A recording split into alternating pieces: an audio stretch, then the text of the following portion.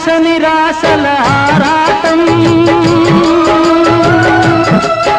అది చీకటి వెలుగుల చెలగాటం. ఇది ఆశ నిరాశల ఆరాటం, అది చీకటి వెలుగుల చెలగాటం. ఆశ జారిన వెలుగు తొలగిన ఆగదు జీవిత పోరాటం. ఇది మనిషి మనసుల పోరాటం,